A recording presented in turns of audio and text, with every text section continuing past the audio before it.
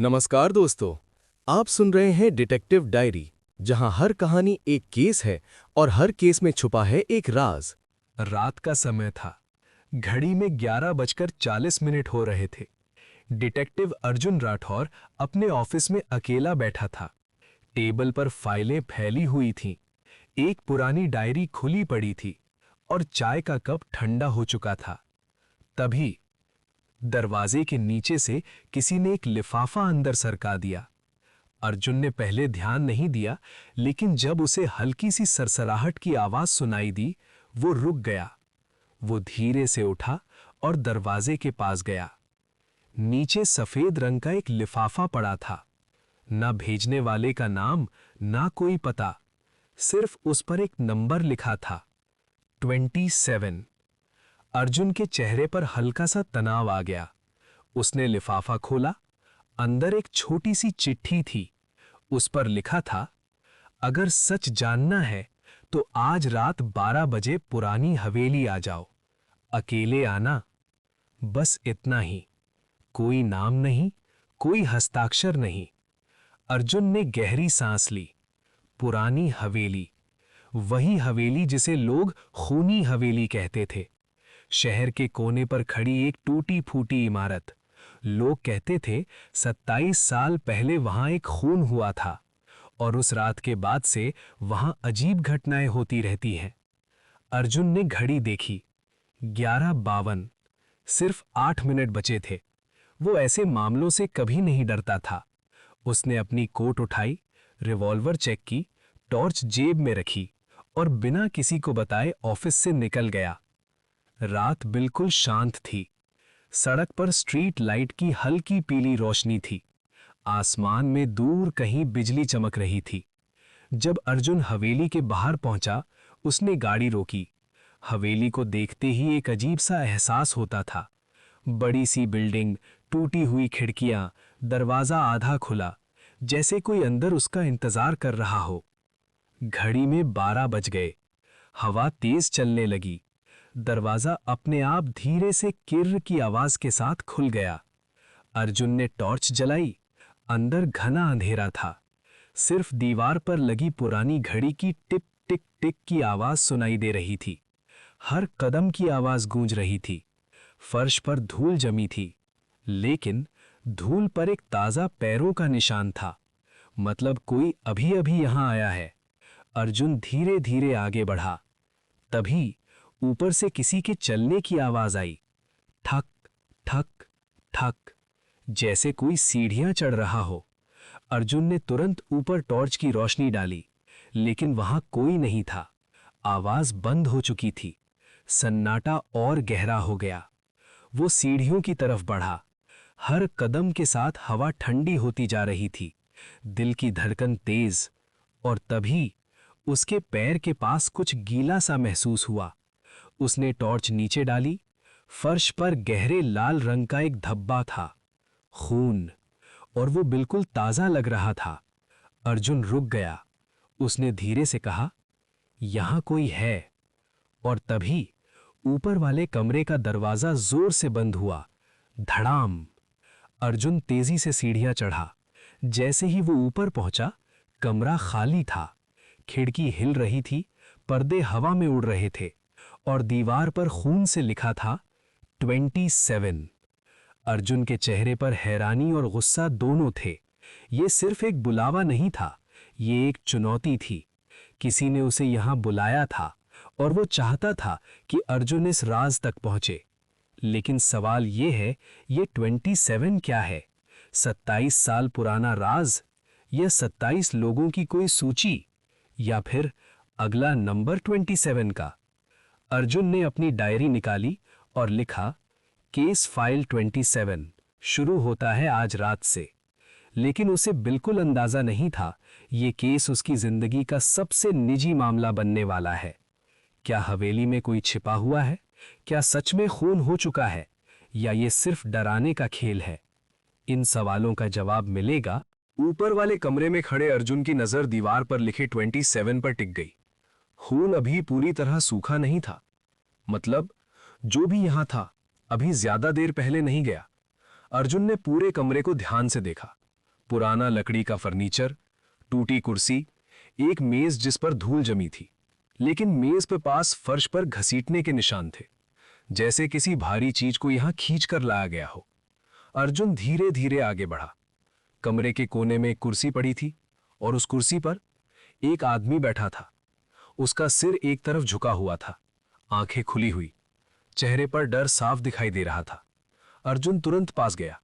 उसने नब्ज चेक की, कोई धड़कन नहीं। वो आदमी मर चुका था। अर्जुन ने टॉर्च की रोशनी उसके चेहरे पर डाली। उम्र लगभग 50 के आसपास, साफ कपड़े, महंगा सूट। ये कोई आम आदमी नहीं था। अचानक अर्जुन की नजर उस आदमी के हाथ पर गई। उसकी मुट्ठी में कुछ दबा हुआ था। अर्जुन ने धीरे से उसकी उंगलियां खोली। अंदर एक छोटा सा कागज का टुकड़ा था। उस पर लिखा था, देर हो गई। अर्जुन के चेहरे पर गंभीरता आ गई। किस बात की देर? किसके लिए देर? तभी उसे कमरे के बाहर से हल्की सी आहट सुनाई दी, जैसे कोई नीचे भागा हो। अर्जुन तुरंत कमरे से बाहर निकला और सीढ़ियों की तरफ दौड़ा। नीचे पहुंचकर उसने चारों तरफ टॉर्च घुमाई। मुख्य दरवाजा खुला हुआ था। हवा तेज चल रही थी, लेकिन बाहर कोई नहीं था। सिर्फ दूर जाती गाड़ी के इंजन की हल्की आवाज सुनाई दी। मतलब कातिल अभी अभी यहां से निकला है।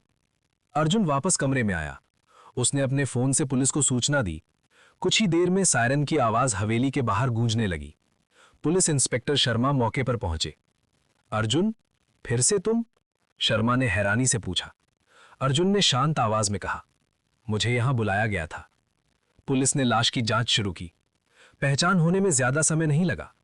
मृत व्यक्ति का नाम था राघव मल्होत्रा, शहर का बड़ा बिजनेसमैन। इंस्पेक्टर शर्मा ने गंभीर आवाज में कहा, यह मामला बड़ा है। अर्जुन चुप था। उसका ध्यान अभी भी दीवार पर लिखे 27 पर था। उसने इंस्पेक्टर से पूछा, क्या 27 साल पहले इसी हवेली में कोई केस हुआ था?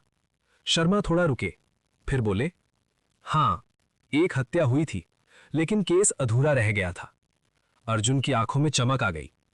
उस केस की फाइल मुझे चाहिए। शर्मा ने गहरी सांस ली।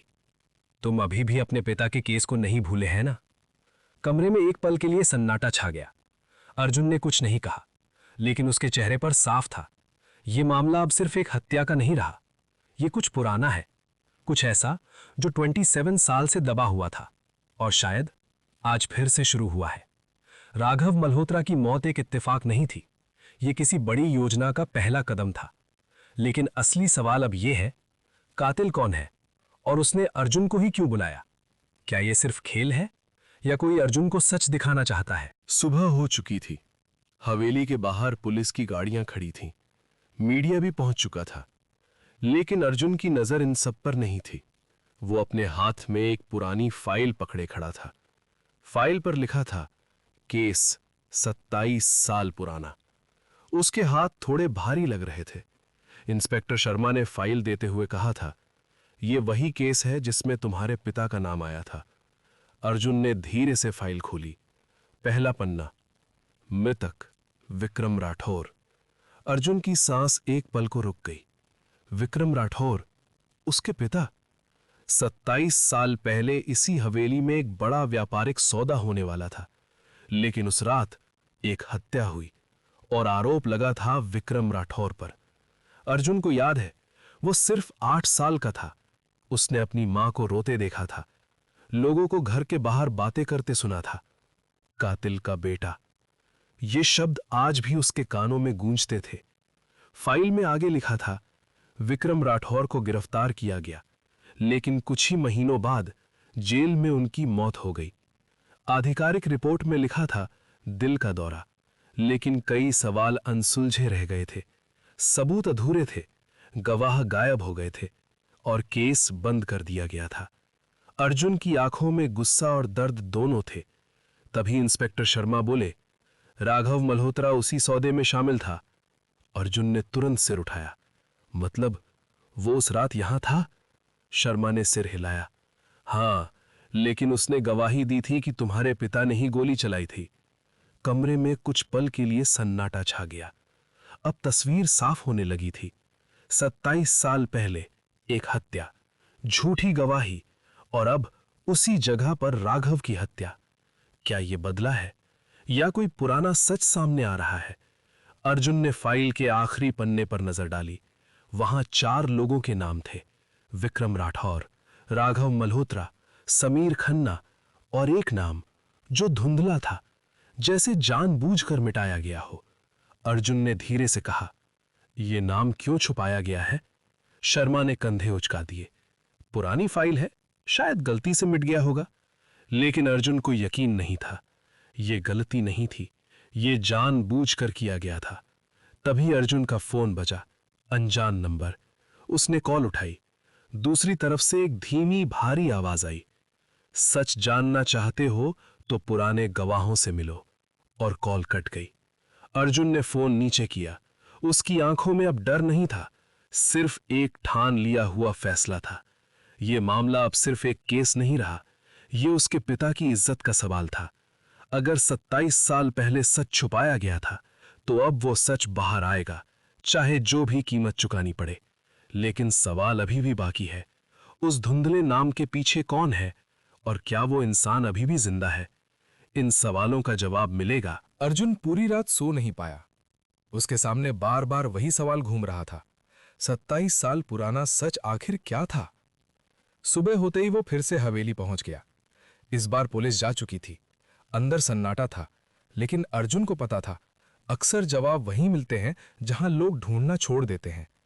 वो सीधे उस कमरे में गया जहां राघव मल्होत्रा की लाश मिली थी। दीवार पर लिखा 27 अब पुलिस ने ढक दिया था, लेकिन कमरे की हवा अभी भी भारी थी। अर्जुन ने धीरे धीरे हर कोना देखना शुरू किया, अलमारी के पीछे, मेज के नीचे, खिड़की के पास। तभी उसकी नजर छत के कोने पर गई। एक छोटा सा काला बिंदु। वो कुर्सी खींचकर ऊपर चढ़ा, हाथ बढ़ाकर छुआ। वो एक छोटा सा कैमरा था, छुपा हुआ कैमरा। अर्जुन के चेहरे पर हल्की सी मुस्कान आई। तो खेल रिकॉर्ड भी किया गया है। उसने सावधानी से कैमरा निकाला। शायद कातिल जल्दबाजी में इसे निकालना भूल गया था, या जानबूझकर छोड़ गया था। अर्जुन उसे लेकर सीधे अपने ऑफिस पहुंचा। लैपटॉप से जोड़कर फुटेज चलाया। स्क्रीन पर वही कमरा दिखा, कुछ देर तक खाली। फिर दरवाजा खुलता है। राघव मल्होत्रा अंदर आता है। वो घबराया हुआ लगता है, बार बार घड़ी देखता है, जैसे किसी का इंतजार कर रहा हो। कुछ मिनट बाद एक दूसरा आदमी कमरे में आता है। कैमरे की तरफ उसकी पीठ है, चेहरा दिखाई नहीं देता, लेकिन आवाज साफ है। वो कहता है, 27 साल पहले जो किया था, आज उसका हिसाब होगा। राघव डर जाता है। मैंने कुछ नहीं किया, सबने मिलकर फैसला लिया था। दूसरा आदमी शांत आवाज में कहता है, लेकिन झूठी गवाही तुमने दी थी। अर्जुन की सांस रुक गई। यानी उसके पिता के खिलाफ गवाही राघव ने दी थी। स्क्रीन पर बहस तेज हो जाती है। राघव पीछे हटता है। तभी कैमरे में एक चीज साफ दिखती है। उस आदमी के दाहिने हाथ में एक चांदी की अंगूठी। उस अंगूठी पर खुदा हुआ था 27। अर्जुन ने वीडियो रोक दिया। उसने स्क्रीन को ध्यान से देखा। अंगूठी साफ दिखाई दे रही थी। यही पहला मजबूत सुराग था। लेकिन तभी वीडियो में अचानक आवाज बंद हो जाती है और स्क्रीन काली हो जाती है। यानी या तो कैमरा बंद कर दिया गया, या फिर आगे कुछ ऐसा हुआ जो जानबूझकर हटाया गया। अर्जुन कुर्सी पर पीछे झुक गया। अब बात साफ थी। ये कोई साधारण हत्या नहीं, ये 27 साल पुरानी साजिश का बदला है, और कातिल चाहता है कि अर्जुन ये सब देखे।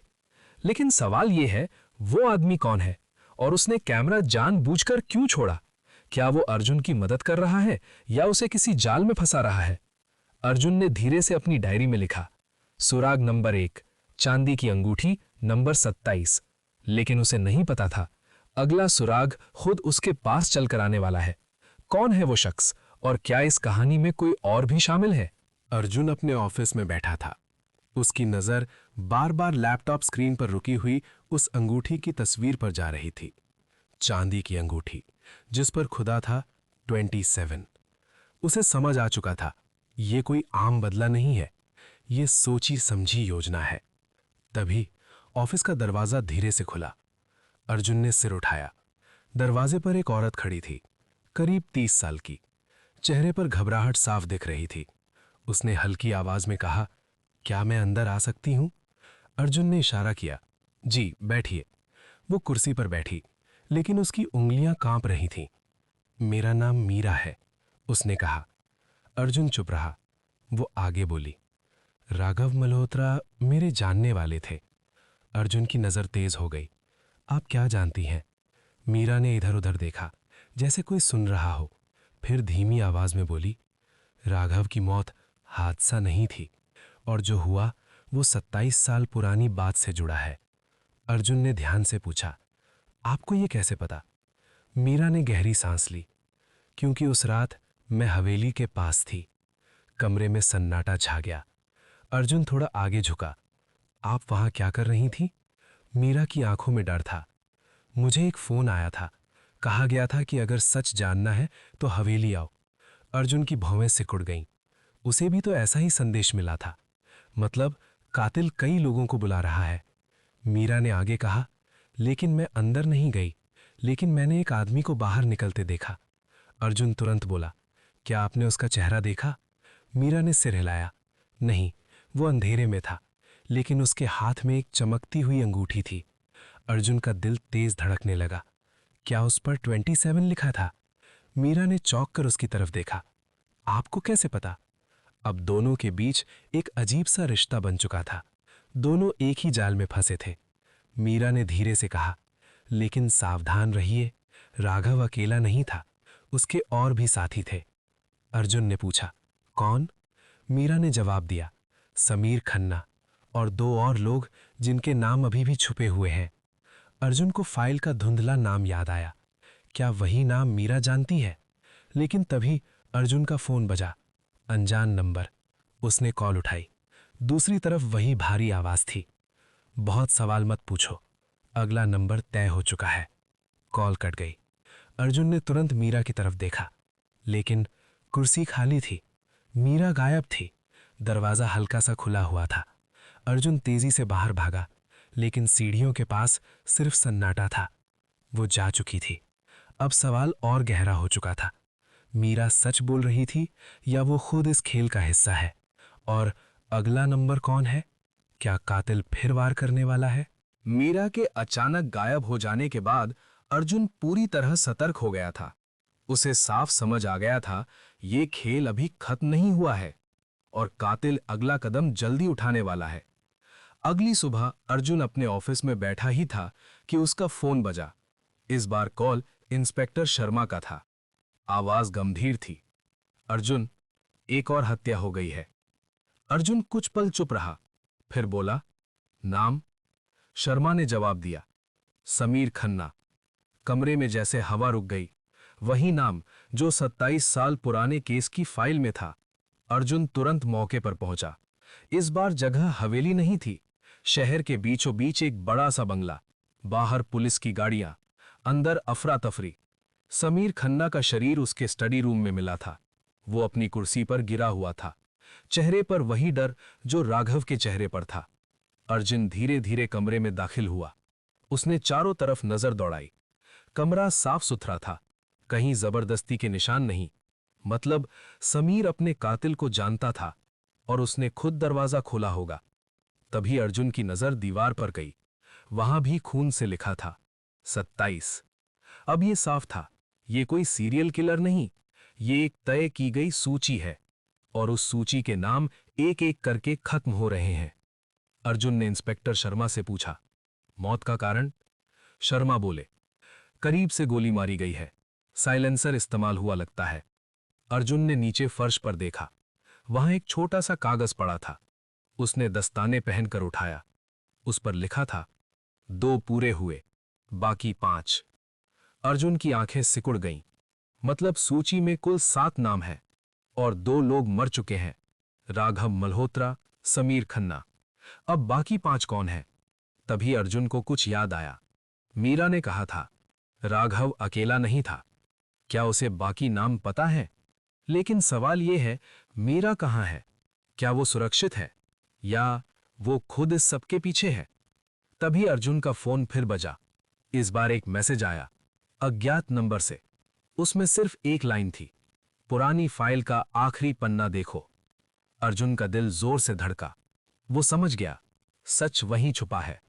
27 साल पहले की साजिश अधूरी नहीं थी, उसे जानबूझकर दबाया गया था। लेकिन अब कोई उस दबे हुए सच को खून से लिख रहा है। अब सवाल ये है, सूची में अगला नाम किसका है और क्या अर्जुन समय रहते उसे बचा पाएगा?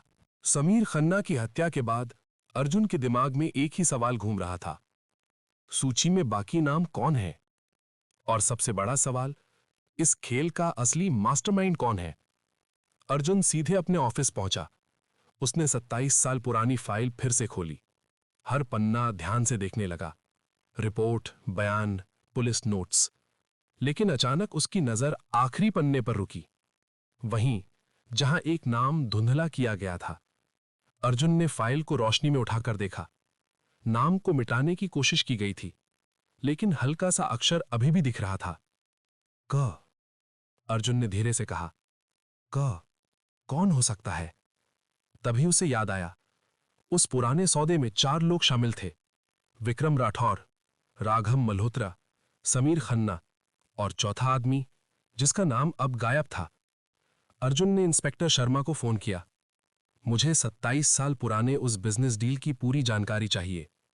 कुछ देर बाद जवाब आया, अर्जुन, उस समय एक कंपनी थी, RS ग्रुप। अर्जुन ने तुरंत पूछा, उसके पार्टनर कौन थे? शर्मा ने धीरे से कहा, राघव मल्होत्रा, समीर खन्ना, विक्रम राठौर। अर्जुन ने सांस रोक ली। और चौथा? फोन पर कुछ पल सन्नाटा रहा, फिर शर्मा बोले, कबीर मल्होत्रा। अर्जुन चौंक गया, लेकिन 27 साल पहले तो वो बच्चा था।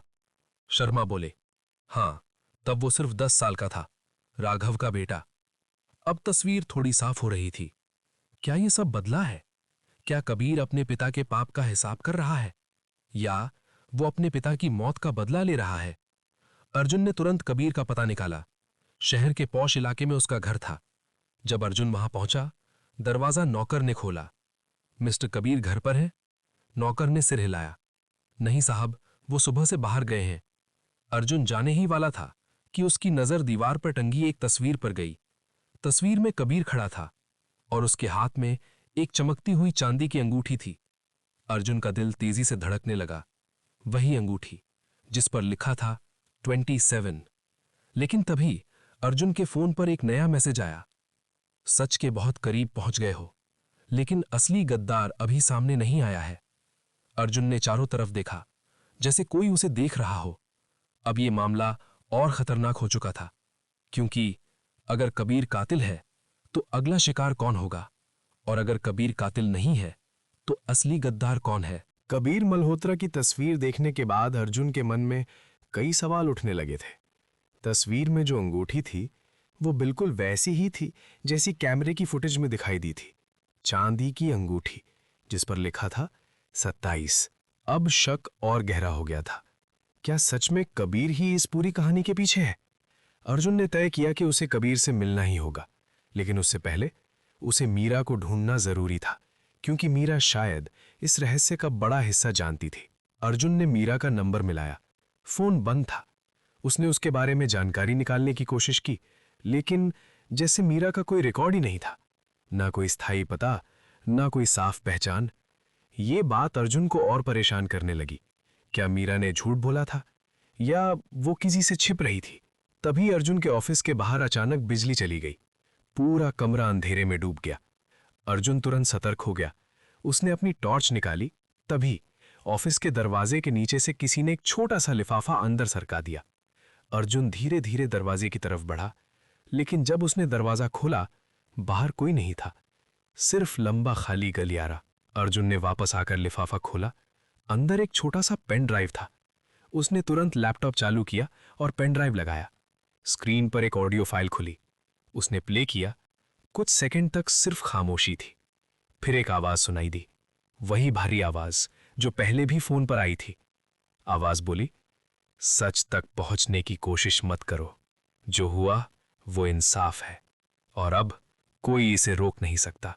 अर्जुन ध्यान से सुन रहा था, लेकिन तभी ऑडियो के पीछे एक और आवाज सुनाई दी, बहुत हल्की, घड़ी की टिक टिक। अर्जुन अचानक खड़ा हो गया। ये वही आवाज थी जो हवेली में सुनाई देती थी। मतलब ये संदेश उसी जगह से रिकॉर्ड किया गया है।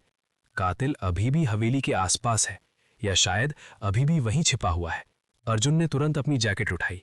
उसे पता था अगला सुराग वहीं मिलेगा, लेकिन उसे ये नहीं पता था कि हवेली में इस बार उसका इंतजार सिर्फ सच नहीं बल्कि एक बड़ा जाल कर रहा है, क्योंकि कोई चाहता था कि अर्जुन वहां पहुंचे और इस बार शायद वो जिंदा वापस ना लौटे। क्या हवेली में कातिल छिपा है? क्या मीरा सच बोल रही थी या ये सब झूठ का जाल है? रात के करीब 11 बज रहे थे। अर्जुन फिर से उसी पुरानी हवेली के सामने खड़ा था। आसमान में बादल छाए हुए थे, हवा तेज चल रही थी। हवेली पहले से भी ज्यादा डरावनी लग रही थी, लेकिन इस बार अर्जुन के मन में डर नहीं था।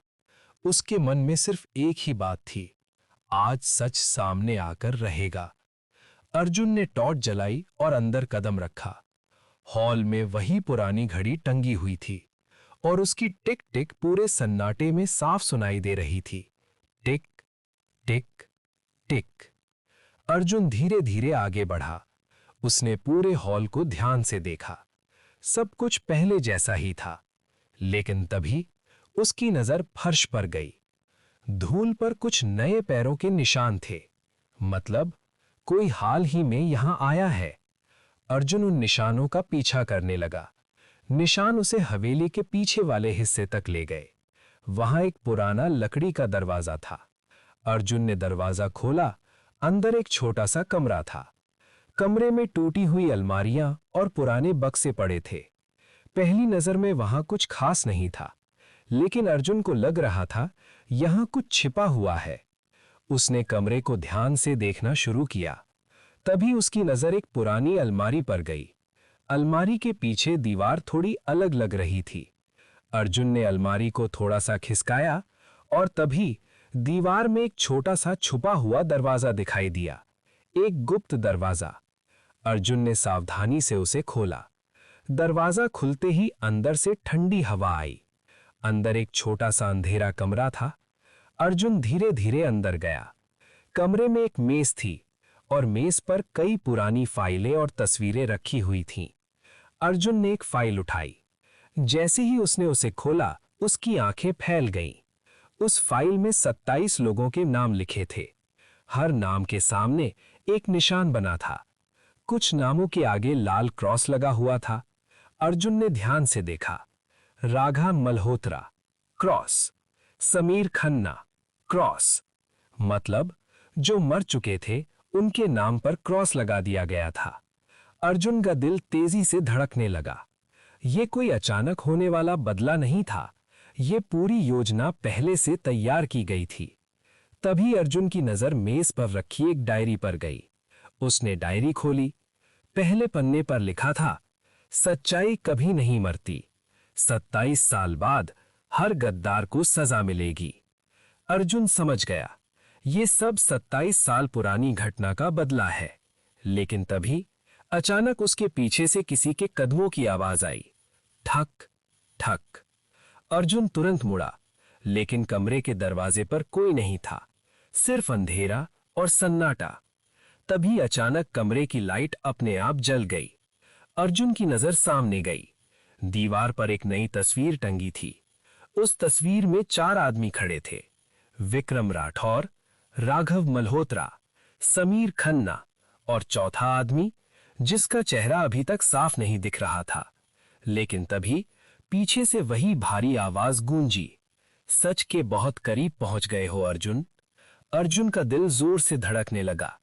क्या कातिल यही है और क्या अब सच सामने आने वाला है? सीक्रेट कमरे में खड़े अर्जुन का दिल तेजी से धड़क रहा था। अभी अभी जो आवाज उसने सुनी थी वो बिल्कुल साफ थी। सच के बहुत करीब पहुंच गए हो अर्जुन। अर्जुन तुरंत मुड़ा। उसने टॉर्च की रोशनी पूरे कमरे में घुमाई, लेकिन वहां कोई नहीं था। सिर्फ दीवारें, पुरानी फाइलें और वो रहस्यमयी तस्वीर। अर्जुन धीरे धीरे उस तस्वीर के पास गया। उसने टॉर्च की रोशनी तस्वीर पर डाली। तस्वीर में 4 आदमी खड़े थे, विक्रम राठौर, राघव मल्होत्रा, समीर खन्ना और चौथा आदमी जिसका चेहरा पहले धुंधला लग रहा था, लेकिन जब अर्जुन ने ध्यान से देखा तो वो चेहरा अब साफ दिखाई देने लगा। उस आदमी का नाम था मनोहर खन्ना। अर्जुन की आंखें फैल गईं। मनोहर खन्ना, समीर खन्ना का बड़ा भाई। अर्जुन को तुरंत समझ आ गया, 27 साल पहले जो सौदा हुआ था उसमें ये चारों लोग शामिल थे, लेकिन असली सच्चाई शायद कुछ और थी। अर्जुन ने मेज पर रखी डायरी फिर से उठाई। उसने अगले पन्ने खोले। डायरी में पूरी कहानी लिखी थी। 27 साल पहले इन चारों ने मिलकर एक बड़ा अवैध सौदा किया था। पैसों का खेल बहुत बड़ा था, लेकिन जब पुलिस को इसकी खबर मिली तो इन लोगों ने खुद को बचाने के लिए एक चाल चली। उन्होंने सारा दोष विक्रम राठौर पर डाल दिया, यानी अर्जुन के पिता पर। राघव मल्होत्रा और समीर खन्ना ने अदालत में झूठी गवाही दी और मनोहर खन्ना ने सबूत छुपा दिए। विक्रम राठौर को जेल हो गई और कुछ महीनों बाद जेल में उनकी मौत हो गई। अर्जुन के हाथ कांपने लगे, यानी उसके पिता सच में बेगुनाह थे। उन्हें जानबूझकर फंसाया गया था। अर्जुन की आंखों में गुस्सा भर गया, लेकिन तभी उसे एक और बात समझ आई। अगर राघव और समीर मर चुके हैं तो अब सूची में अगला नाम कौन है? मनोहर खन्ना या कोई और? तभी अचानक अर्जुन के फोन पर एक मैसेज आया। उसने स्क्रीन देखी। उसमें सिर्फ एक लाइन लिखी थी, सच सामने आ गया है, अब अगला कदम तुम्हारा है। अर्जुन ने चारों तरफ देखा, जैसे कोई उसे देख रहा हो, लेकिन इस बार उसके मन में डर नहीं था, क्योंकि अब उसे पता चल चुका था 27 साल पहले उसके पिता के साथ धोखा हुआ था और अब कोई उस धोखे का हिसाब बराबर कर रहा है। लेकिन सवाल अभी भी बाकी है, क्या ये बदला सही है या ये एक और गलत रास्ता है? और सबसे बड़ा सवाल, क्या अर्जुन उस कातिल तक पहुंच पाएगा? सीक्रेट कमरे से बाहर निकलते समय अर्जुन के मन में कई भाव एक साथ चल रहे थे। गुस्सा, दर्द और एक सच्चाई जो 27 साल बाद सामने आई थी। उसके पिता निर्दोष थे, उन्हें झूठी गवाही देकर फंसाया गया था। अर्जुन हवेली से बाहर निकला और सीधे अपनी गाड़ी में बैठ गया। अब अगला कदम साफ था, उसे मनोहर खन्ना से मिलना होगा, क्योंकि अब वही इस कहानी का सबसे अहम किरदार था। अगली सुबह अर्जुन मनोहर खन्ना के घर पहुंचा। शहर के सबसे अमीर इलाकों में से एक में उसका बड़ा सा बंगला था। गेट के बाहर सिक्योरिटी गार्ड खड़े थे। अर्जुन ने अपना परिचय दिया। कुछ देर बाद उसे अंदर जाने दिया गया। मनोहर खन्ना अपने बड़े से ड्राइंग रूम में बैठा था। उम्र करीब 60 साल। चेहरे पर घबराहट साफ दिखाई दे रही थी, जैसे उसे पहले से अंदाजा हो कि अर्जुन उससे मिलने आने वाला है। अर्जुन धीरे धीरे उसके सामने जाकर खड़ा हो गया। कुछ पल दोनों चुप रहे। फिर अर्जुन ने सीधा सवाल किया, 27 साल पहले हवेली में क्या हुआ था? मनोहर खन्ना के चेहरे का रंग बदल गया। उसने नजरें झुका लीं। मुझे कुछ याद नहीं, अर्जुन ने सख्त आवाज में कहा। झूठ मत बोलिए, मैं सब जान चुका हूं। कमरे में सन्नाटा छा गया। कुछ सेकंड बाद मनोहर ने गहरी सांस ली। हमसे गलती हो गई थी। उसकी आवाज कांप रही थी। उस रात सौदा गलत हो गया था और पुलिस को खबर मिल गई थी। अगर सच सामने आता तो हम सब जेल जाते। अर्जुन चुपचाप सुन रहा था। मनोहर आगे बोला, राघव और समीर ने कहा कि अगर हम विक्रम राठौर पर इल्जाम डाल दें तो हम बच सकते हैं। अर्जुन की मुट्ठियां भींच गईं। मनोहर ने धीमी आवाज में कहा, हमें नहीं पता था कि जेल में उसकी मौत हो जाएगी। कमरे में फिर सन्नाटा छा गया, लेकिन तभी अचानक बाहर जोर की आवाज आई। धड़ाम! सिक्योरिटी गार्ड भागते हुए अंदर आए। सर, बाहर किसी ने गोली चलाई है। अर्जुन तुरंत बाहर भागा, लेकिन जब वो गेट तक पहुंचा तब तक बहुत देर हो चुकी थी। मनोहर खन्ना जमीन पर गिरा हुआ था। उसके सीने से खून बह रहा था। उसकी सांसें टूट रही थीं। अर्जुन उसके पास झुका।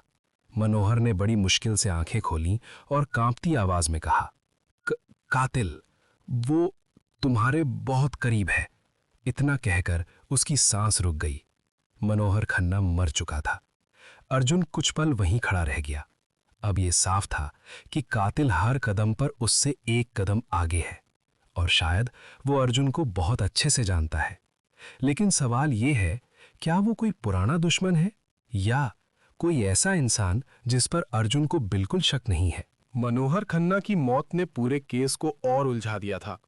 अब 3 लोग मर चुके थे, राघव मल्होत्रा, समीर खन्ना और मनोहर खन्ना।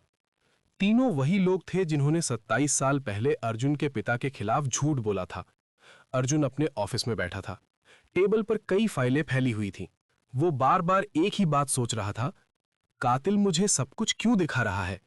अगर वो चाहता तो चुपचाप बदला ले सकता था, लेकिन वो हर कदम पर अर्जुन को शामिल कर रहा था। क्यों? तभी अर्जुन को एक बात याद आई। मनोहर खन्ना ने मरते वक्त क्या कहा था? कातिल तुम्हारे बहुत करीब है।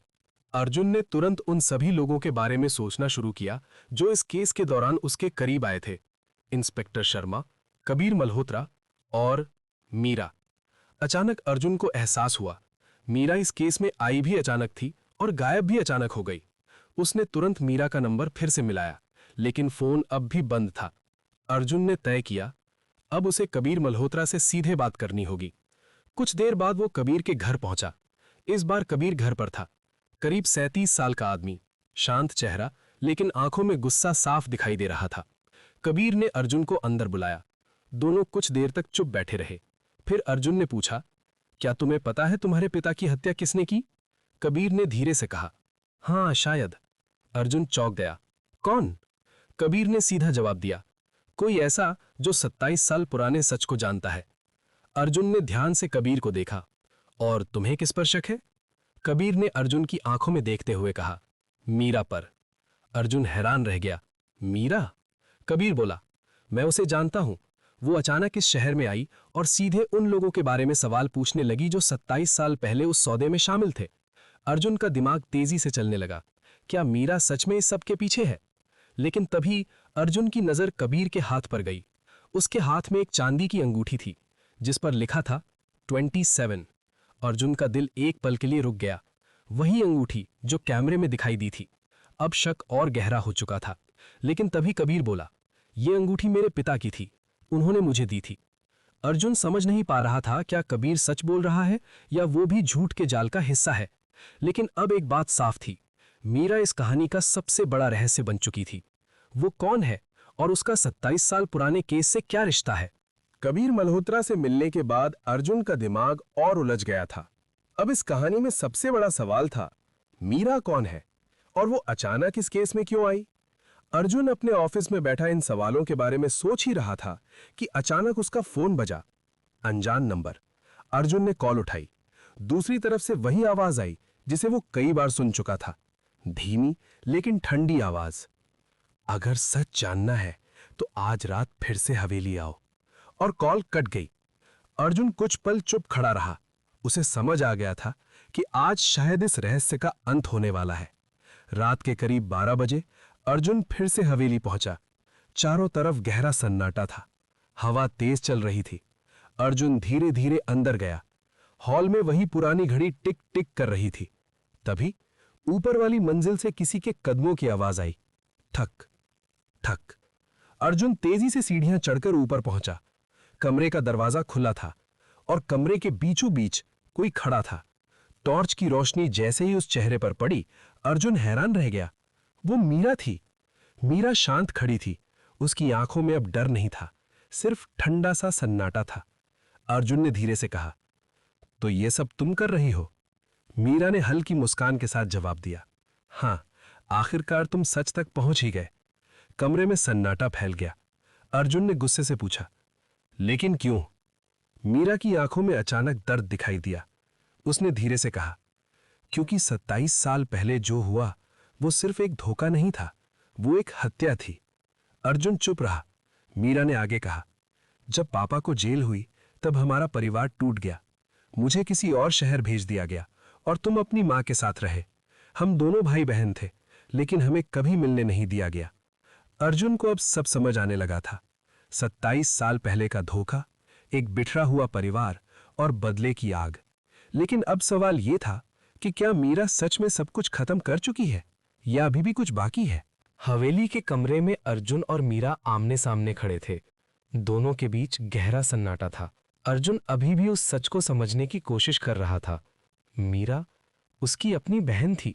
27 साल पहले जो धोखा हुआ था, उसने सिर्फ एक आदमी की जिंदगी नहीं छीनी थी, उसने एक पूरे परिवार को तोड़ दिया था। अर्जुन ने धीमी आवाज में कहा, मीरा, जो हुआ वो गलत था, लेकिन ये रास्ता भी गलत है। मीरा की आंखों में गुस्सा चमक उठा। गलत? 27 साल तक किसी ने हमारे पिता के लिए इंसाफ नहीं मांगा, सब चुप रहे। मैं भी चुप रहती अगर मुझे सच पता नहीं चलता। अर्जुन चुप था। मीरा आगे बोली, राघव मल्होत्रा, समीर खन्ना, मनोहर खन्ना, इन तीनों ने मिलकर पापा को फंसाया था और अब उन्हें उनकी सजा मिल चुकी है। अर्जुन ने धीरे से पूछा, लेकिन सूची में और भी नाम थे? मीरा ने सिर हिलाया। हाँ, क्योंकि उस रात सिर्फ वही 3 लोग नहीं थे। अर्जुन का दिल जोर से धड़कने लगा। और कौन? मीरा ने धीरे से कहा, इंस्पेक्टर राजेश शर्मा। अर्जुन चौंक गया। क्या? मीरा बोली, 27 साल पहले वो इस केस का जूनियर ऑफिसर था। उसे सब सच पता था, लेकिन उसने पैसे लेकर फाइल बंद कर दी। अर्जुन को जैसे बिजली का झटका लगा। इंस्पेक्टर शर्मा, जिस पर वो सबसे ज्यादा भरोसा करता था। मीरा ने आगे कहा, आज रात आखिरी हिसाब होगा। इतना कहते ही अचानक नीचे से दरवाजा खुलने की आवाज आई, कुछ कदमों की आवाज, और फिर इंस्पेक्टर शर्मा कमरे में दाखिल हुए। उनके हाथ में पिस्तौल थी। उन्होंने अर्जुन और मीरा दोनों को देखा, फिर ठंडी आवाज में बोले, तो आखिर सच सामने आ ही गया। अर्जुन ने गुस्से से कहा, आपने सबूत छुपाए थे? शर्मा हल्का सा मुस्कुराए। उस समय मुझे लगा था ये सिर्फ एक केस है, लेकिन अब ये मेरे लिए खतरा बन गया है। मीरा ने शांत आवाज में कहा, आज ये कहानी खत्म होगी। कमरे में तनाव बढ़ चुका था। एक तरफ इंस्पेक्टर शर्मा, दूसरी तरफ अर्जुन और मीरा। तीनों जानते थे अब जो होगा वो इस कहानी का आखिरी मोड़ होगा। लेकिन सवाल ये है, क्या सच में इंसाफ होगा या एक और खून होने वाला है? हवेली के कमरे में 3 लोग खड़े थे, अर्जुन, मीरा और इंस्पेक्टर शर्मा। कमरे में ऐसा सन्नाटा था कि घड़ी की टिक टिक साफ सुनाई दे रही थी। टिक टिक टिक। इंस्पेक्टर शर्मा के हाथ में पिस्तौल थी। उनकी नजर सीधे मीरा पर थी। उन्होंने ठंडी आवाज में कहा, तुमने बहुत बड़ी गलती कर दी मीरा। मीरा शांत खड़ी थी। उसके चेहरे पर डर नहीं था, सिर्फ एक अजीब सा सुकून था। अर्जुन ने धीरे से कहा, शर्मा जी, अब भी देर नहीं हुई। सच मान लीजिए और खुद को पुलिस के हवाले कर दीजिए। शर्मा हंस पड़े। इतने साल बाद? मैंने अपनी पूरी जिंदगी बनाई है, मैं सब कुछ खोने वाला नहीं हूं। मीरा ने गुस्से से कहा, 27 साल पहले आपने पैसे लेकर मेरे पिता को मरने के लिए छोड़ दिया था। शर्मा की आंखों में ठंडापन था। उस समय मुझे लगा था कि यह बस एक केस है और अब यह केस मुझे खत्म कर सकता है। इतना कहते ही उन्होंने पिस्तौल उठाई। कमरे में तनाव चरम पर था, लेकिन उसी पल अर्जुन तेजी से आगे बढ़ा। उसने शर्मा का हाथ पकड़ लिया। दोनों के बीच जोरदार धक्का मुक्की शुरू हो गई। पिस्तौल जमीन पर गिर गई। मीरा ने जल्दी से पिस्तौल उठाई। अब बंदूक उसके हाथ में थी। कमरे में फिर सन्नाटा छा गया। मीरा की उंगली ट्रिगर पर थी। उसकी आंखों में आंसू थे। 27 साल का दर्द, गुस्सा और बदले की आग। अर्जुन ने धीरे से कहा, मीरा, बस करो। अगर आज तुमने गोली चला दी तो हमारे पिता को इंसाफ नहीं मिलेगा। मीरा की सांसें तेज हो गईं। कुछ पल तक उसने शर्मा की तरफ देखा, फिर उसकी आंखों से आंसू गिरने लगे। धीरे धीरे उसने पिस्तौल नीचे कर दी। कुछ ही मिनटों में पुलिस वहां पहुंच गई। इंस्पेक्टर शर्मा को गिरफ्तार कर लिया गया। सालों बाद 27 साल पुराने केस की सच्चाई आखिर सामने आ चुकी थी। कुछ दिन बाद अर्जुन अपने ऑफिस में बैठा था। उसके सामने उसकी पुरानी डायरी खुली हुई थी। उसने धीरे से लिखा, केस फाइल 27। सच कभी नहीं मरता। कभी कभी उसे सामने आने में सालों लग जाते हैं, लेकिन जब सच सामने आता है तो कई जिंदगियां बदल देता है। अर्जुन ने डायरी बंद की। खिड़की के बाहर सुबह की रोशनी फैल रही थी। एक लंबा और दर्दनाक अध्याय खत्म हो चुका था। लेकिन एक डिटेक्टिव की जिंदगी में कहानियां कभी खत्म नहीं होती, क्योंकि हर सच के पीछे एक नया रहस्य छिपा होता है। और शायद अगला केस अर्जुन का इंतजार कर रहा है। डिटेक्टिव डायरी, केस फाइल 27 समाप्त।